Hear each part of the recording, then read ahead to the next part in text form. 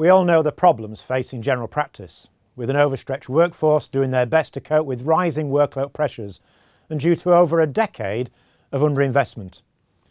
The important commitment in the NHS long-term plan to increase the share of the NHS budget for primary medical services has enabled us to agree GP contract changes that will start to address the fundamental workload and workforce challenges that we all face. A new directed enhanced service will be introduced that will support all practices to work together in primary care networks. These networks will typically cover populations of between 30 to 50,000 people. Recurrent funding will be provided to support the working of the network and to enable a GP to lead the group. Once an agreement is in place, the network will receive significantly increased funding over the next 5 years to employ pharmacists, physios, paramedics, physicians associates and social prescribers, leading to an expansion of the workforce by over 22,000 people. Unlike previous recruitment schemes that were short-lived and left practices with all the costs, under this change, 70% of the costs will be provided recurrently. And for social prescribers, it will be 100% of the cost will be funded. This significant expansion in our workforce will be expected to focus on some of the long-term plan commitments, such as support for care home residents and the earlier identification of people with cancer or cardiovascular disease. But they will also be embedded in practices and so also have a key role helping to reduce GP workload pressures. We've retained the funding for the extended hours DES that was expected to go, and to try and reduce some of the fragmentation in urgent care services, this will now be passed to the network and will increasingly be linked to the £6 per patient every area now has to deliver evening and weekend appointments. As part of this change, practices will be expected to offer one appointment for every 3,000 registered patients for NHS 111 to book appropriate patients into. This will only happen after patients have been triaged by a 111 clinician, not by a call handler.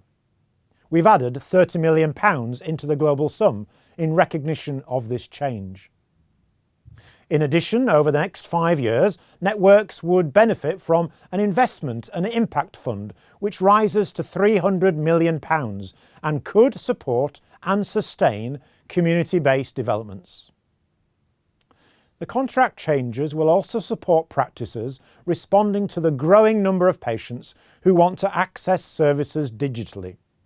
With the right infrastructure in place, practices will be able to offer video and online consultations and more online booking where it's clinically appropriate to do so. Work will also start to digitalise all paper records so that we can remove and move to a complete electronic record.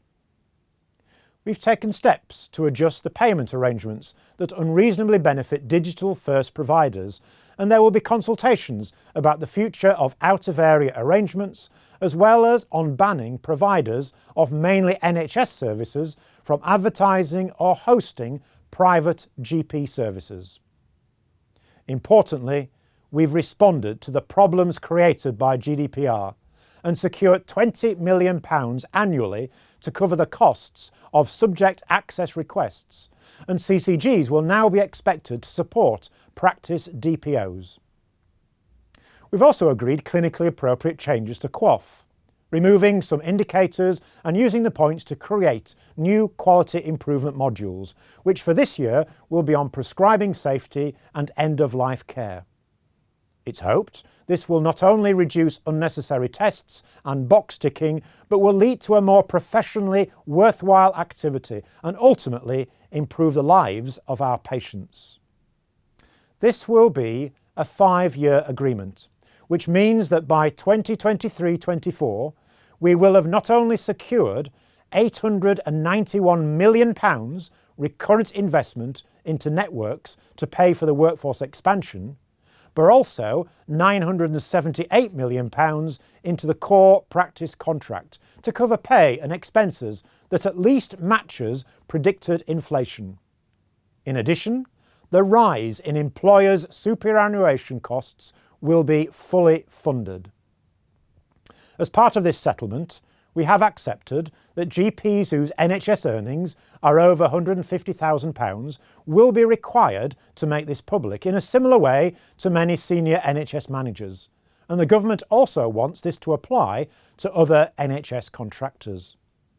We have also agreed to make joint representation to government with proposals to reduce the problem created by the pension annual allowance, which is having a major impact on GP retention. This new investment has also enabled us to fulfil one of our key aims. And so, with a once-and-for-all settlement, we will now deliver a state-backed indemnity scheme for general practice. This will, as promised, begin in April and will mean that all GPs and practice staff, both in and out of hours, will be covered. Doctors will still need MDO cover for any private work or GMC representation should that ever be needed, but this is a major change and will free GPs from the significant risk of rapidly rising indemnity costs. There are many other elements to this package, and I would encourage you to look at the information on the BMA website and see the detail there, or come to one of the roadshow events that we'll be holding around the country in the next couple of months. These are important changes and set us on the road to rebuilding not only general practice but also the wider primary healthcare team, delivering an expanded workforce embedded in practices and giving GPs a leadership role in bringing together the community healthcare team. Crucially, this all builds on the GMS contract, as recommended by the recently published Partnership Review.